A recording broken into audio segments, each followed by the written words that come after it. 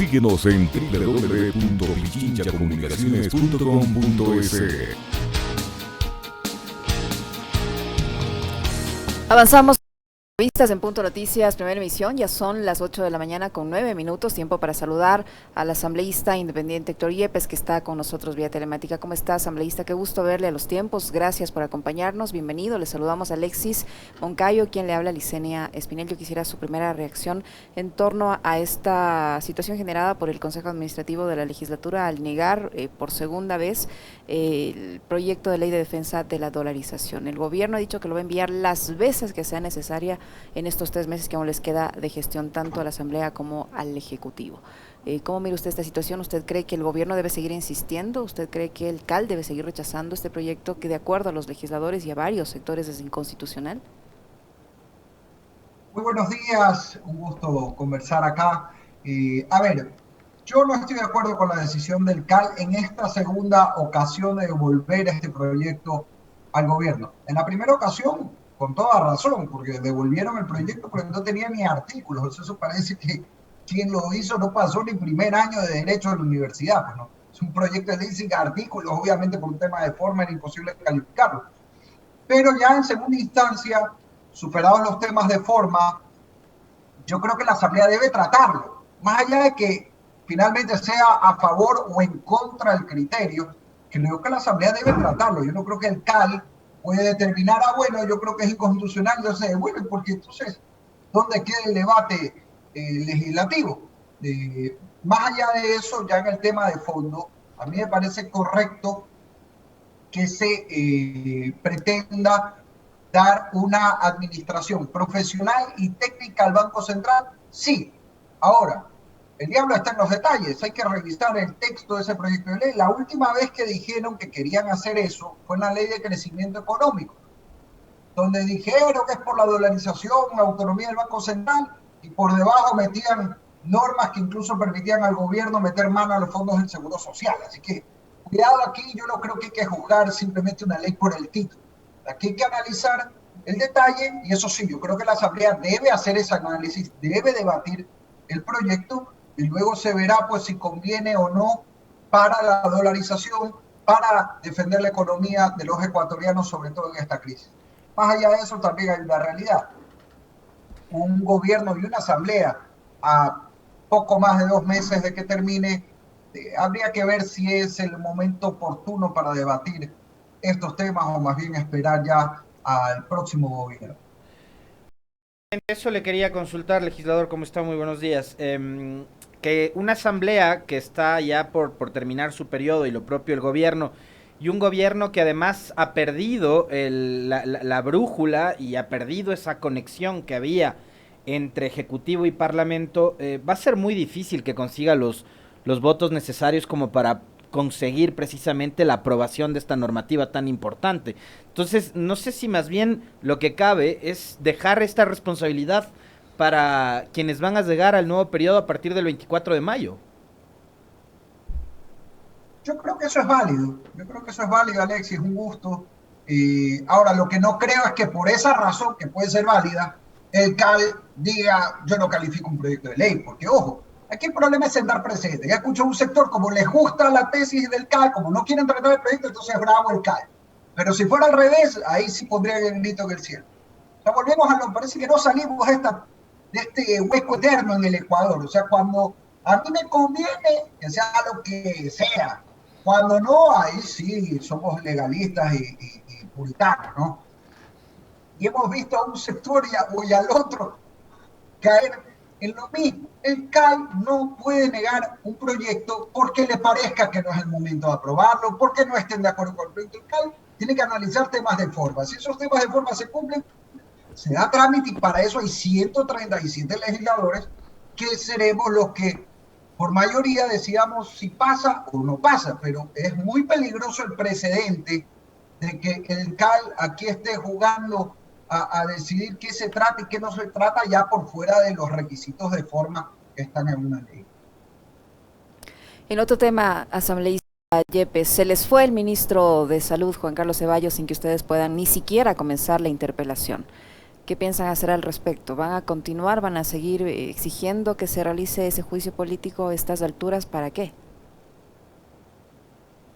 A ver, yo creo que hay que continuar el proceso por un precedente. Aquí no puede ser que se juegue al amigo secreto con las vacunas, que haya listados VIP, VIP para los notables, para algunos, mientras muchos médicos en cuidados intensivos, enfermeras, personal de salud no recibe la vacuna y están arriesgando todos los días su vida para salvar vidas de ecuatorianos que llegan con COVID en terapia intensiva. Eso no puede ser y eso no se puede dejar así nomás.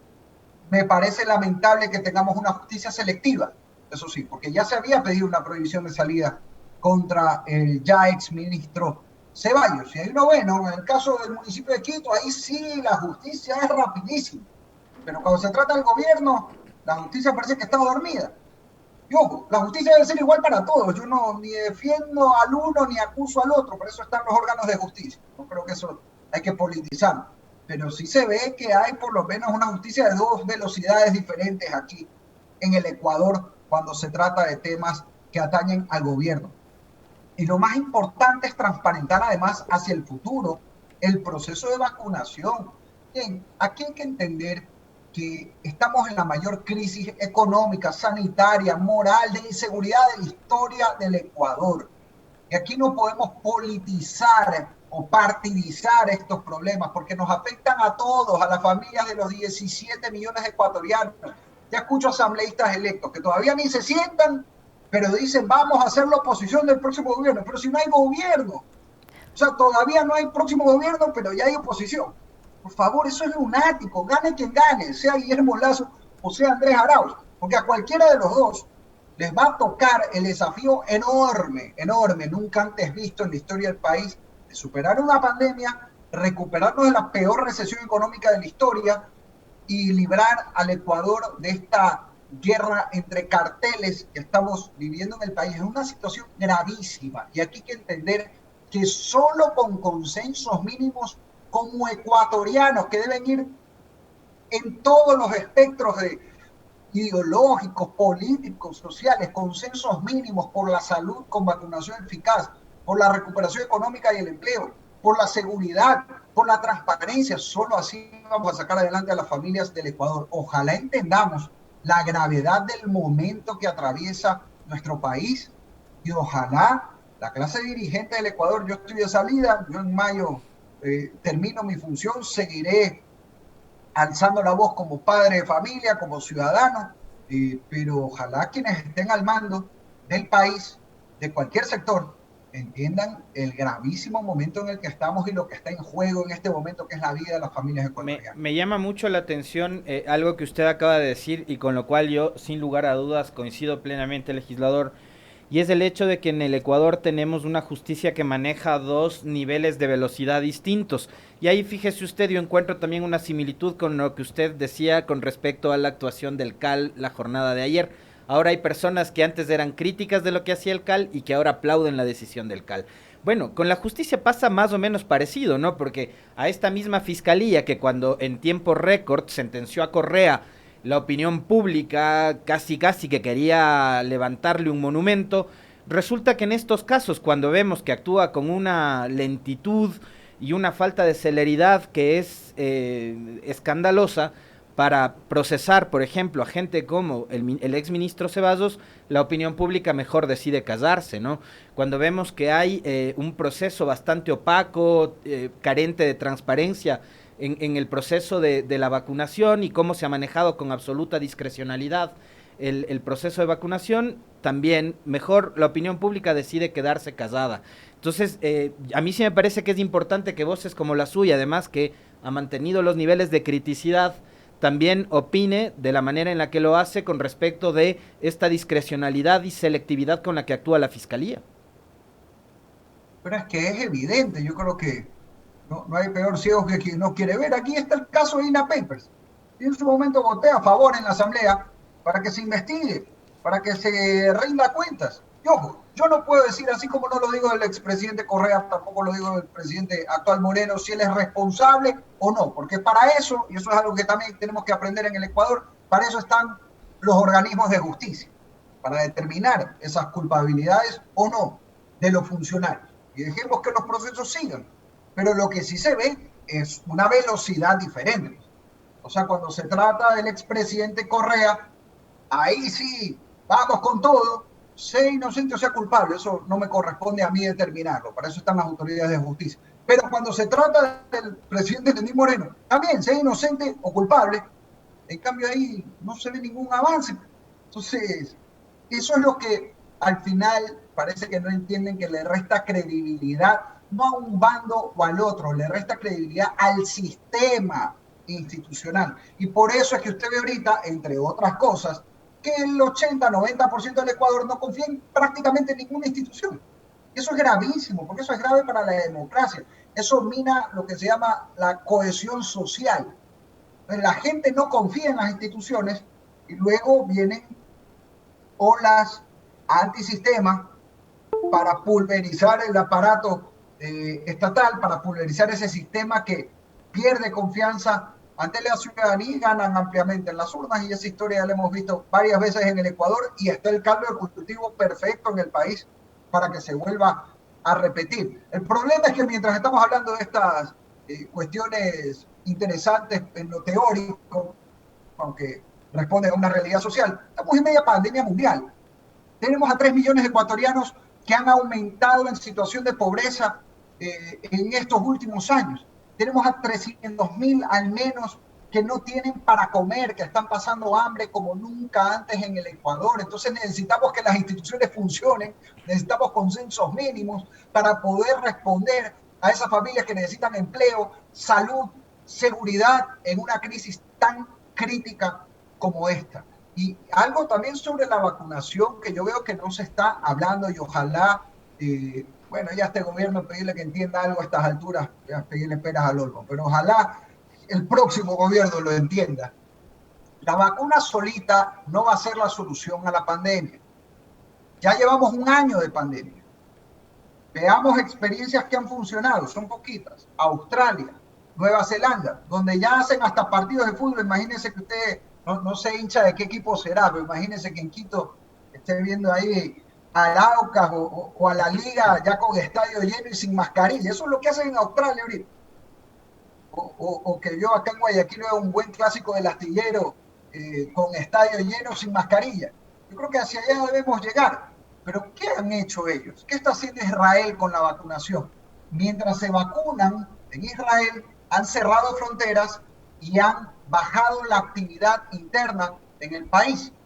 Porque mientras hay la vacunación, hay que evitar que se sigan aumentando los contagios simultáneamente. Es la combinación de ambas cosas lo que va a hacer que el virus se vaya. Y luego hay que cerrar fronteras y tener protocolos súper estrictos para entrar y salir del país, para evitar que vuelva a pasar lo que ocurrió en febrero del año anterior, que llega un contagiado y todo se fue al diablo de nuevo. Por una razón muy sencilla, dos razones muy sencillas. La vacuna tiene una inmunidad de lo que se sabe hasta ahora alrededor de 6 meses.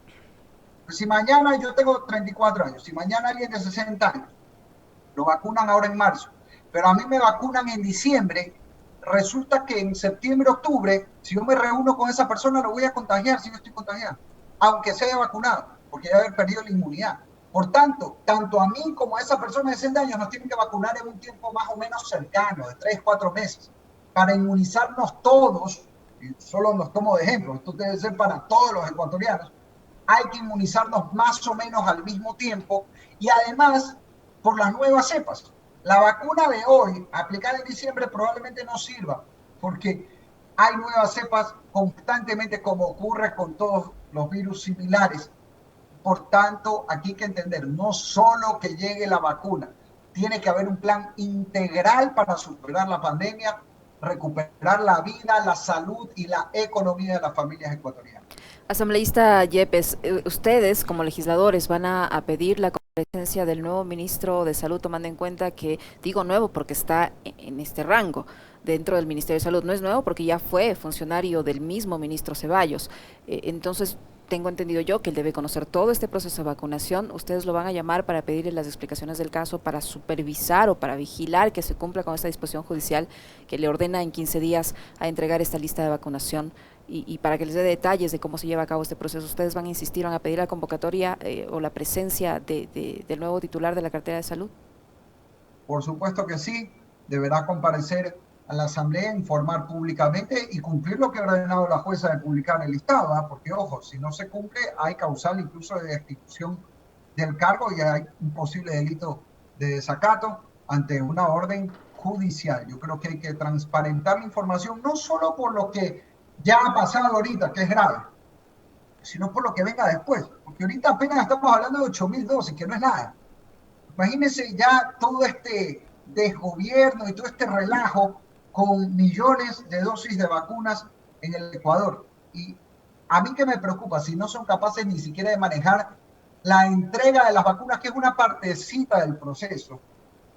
Oiga, con todo lo que hemos estado hablando, que hay que vacunar, hay que cerrar el país al mismo tiempo para ser eficaz, hay que bajar el nivel de contagios, todo eso a la vez para superar la pandemia. Si alguno de estos factores falla, lo que va a ocurrir es que va a llegar la vacuna, vamos a vacunar muy contentos y luego de 6 meses vamos a estar en las mismas.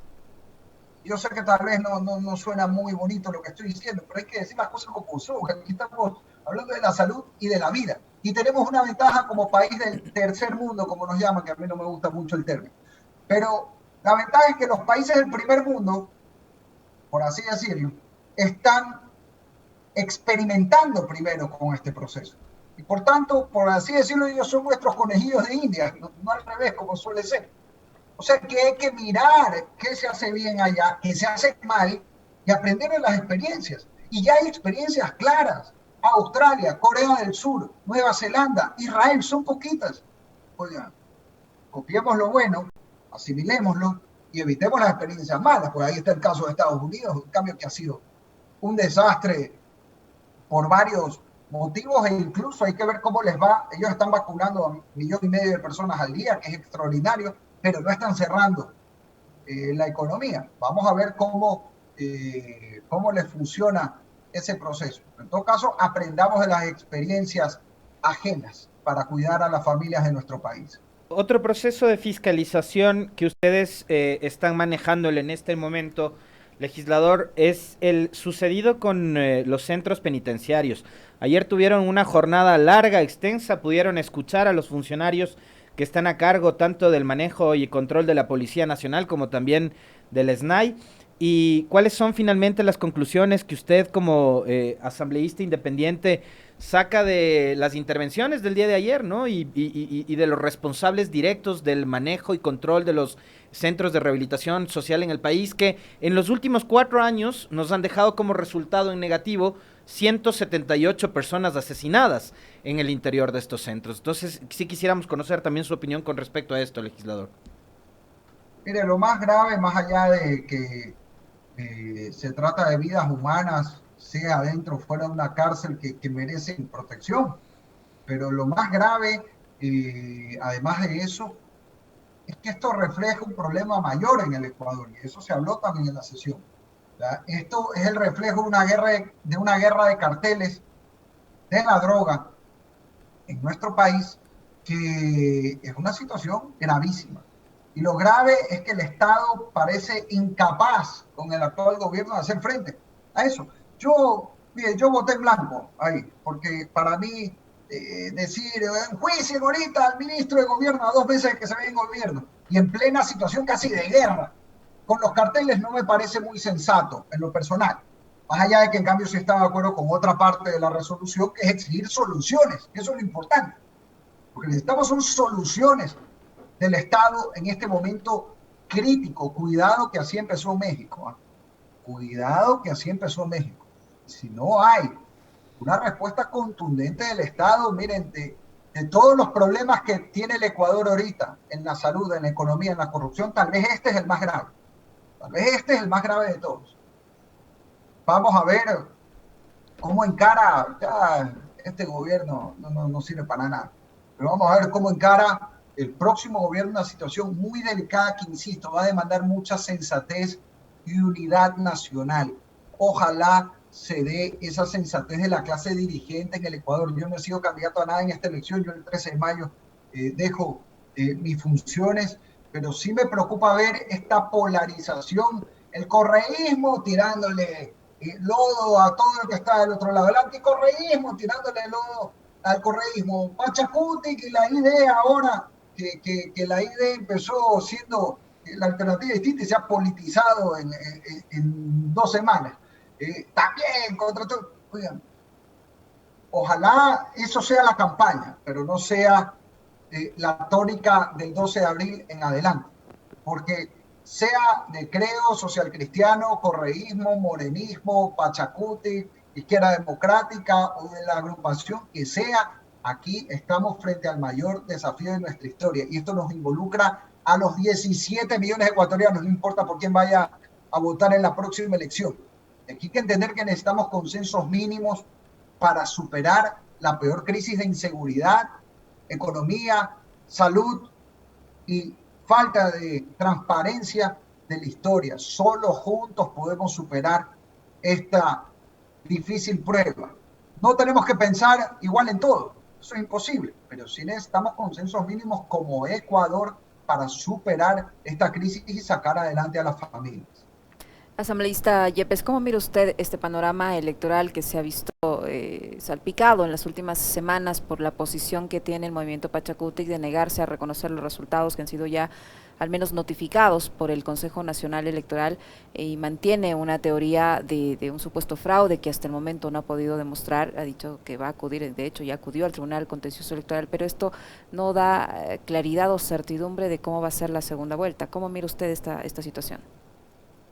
Mire, la ley permite al Consejo Electoral hacer todas las verificaciones que estime convenientes. Hay una norma que así lo dice textualmente en el Código de la Democracia. Yo en lo personal creo que sean fundadas o no las sospechas y acusaciones que hace Pachacutic, debería darse apertura para revisar todo lo que haya que revisar, con una condición, que no se altere el calendario electoral.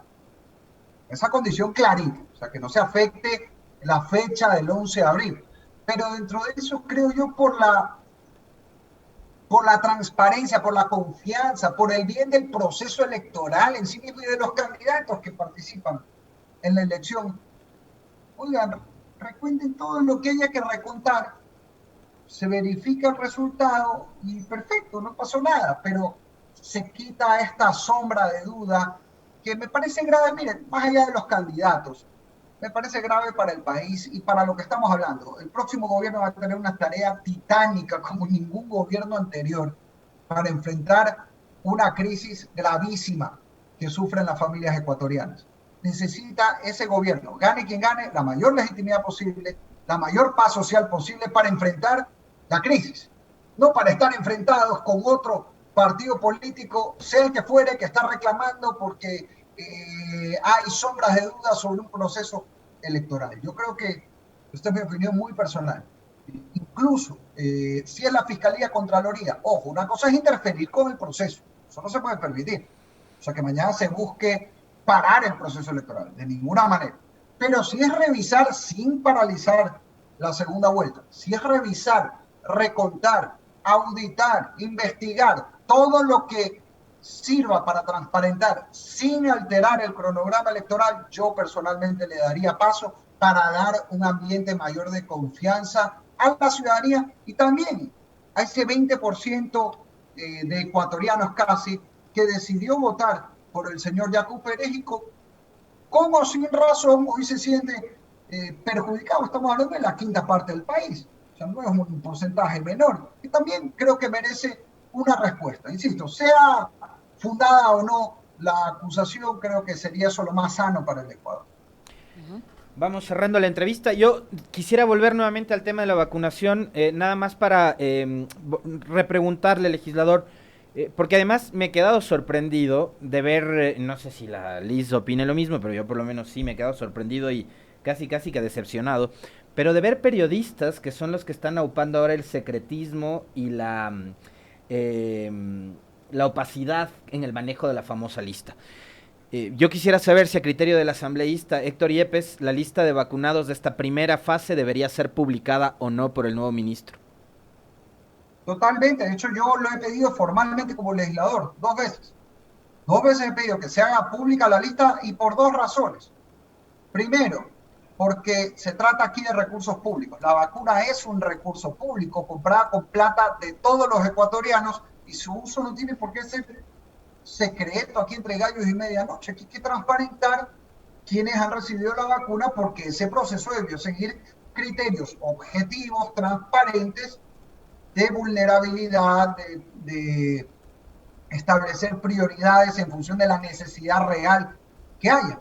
O sea, a ver, si se vacunó aleatoriamente a personas de la tercera edad, ok, y si dentro de eso le tocó a alguien que era amigo del gobierno, pero se demuestra que era dentro de un proceso aleatorio, ok, pero si resulta que eso se ha dado simplemente porque dijeron, a ver, vengan los panas, y punto, obviamente eso debe ser censurado, porque aquí no puede haber ciudadanos de primera y de segunda, aquí hay que desterrar algo que lamentablemente está muy arraigado en el Ecuador y pasa en todos los gobiernos, que ojalá algún día se acabe, que es este privilegio para las élites cercanas al poder.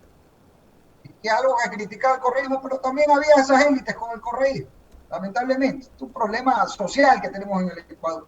Aquí la salud no puede ser privilegio de una élite. La salud no puede ser materia de invitación como para una quinceañera. La salud es un derecho. La vida es un derecho de 17 millones de ecuatorianos y con eso no se puede jugar y no se puede sentar este precedente. Y además, el listado tiene que ser público por una razón pragmática. O sea, mañana, digamos que el gobierno, este o el que venga, decide en la logística de la vacunación cooperar con el municipio de Quito o el municipio de Guayaquil para la entrega de las vacunas, que a mí me parecería correcto, siempre que haya municipios con capacidad operativa económica y con transparencia para llevar bien el proceso. Y, oiga, ¿cómo va a saber el municipio de Quito, por ejemplo, si está vacunando a alguien que ya ha sido vacunado en un centro de salud del gobierno central? La única forma es que hay un listado nacional para cruzar esa información, porque si no es impracticable el proceso como tal. Entonces tiene que haber un listado público por ética elemental, porque estamos hablando de información pública de acuerdo a la Constitución, y por una cuestión práctica para que este proceso sea eficaz, ayude a cuidar la salud, la vida y garantice la recuperación económica de las familias de nuestro país. ¿Y a usted no le llegó la invitación a vacunarse, asambleísta No, Yepes? ¿A usted o alguno de sus colegas en la asamblea? Para nada, bueno, ya sería hasta burdo, que yo tengo 34 años, imagínense, ya sería el colmo, pero no conozco yo de invitaciones a asambleístas en lo personal, pero sería una barbaridad, por supuesto, que se pretenda vacunar a un asambleísta o a cualquier funcionario que no cumpla los requisitos que hay que cumplir. Y por cierto, por ahí dicen, ay, bueno, es que la mamita, había que vacunarlo. Todos tenemos mamá, pues no. O sea, ninguna mamá tiene que tener privilegio sobre otra y sí le da igual. Si yo creo que a mamá le hubiera dicho, aquí está la vacuna, me la hubiera tirado como zapatilla en la cabeza, ¿no? Era una repelada como cuando tenía 12 años y me portaba mal en la casa. Ahí ya cada uno en su casa verá cómo es esto, pero si no le enseñaron decencia en la casa, para eso está la ley, para exigir. Entonces, aquí quienes han incumplido la ley tienen que responder. De acuerdo. Muchísimas gracias, asambleísta. Gracias por habernos acompañado en esta entrevista. El legislador Héctor Yepes, asambleísta independiente, que estuvo con nosotros. Gracias, asambleísta Yepes. Fuerte abrazo, gracias. Muchas gracias. Igual, un abrazo para ustedes. Igualmente. 8:37 en Punto Noticias, primera emisión. Hacemos una pequeñísima pausa. Enseguida regresamos para conversar sobre la crisis carcelaria. Muy bien.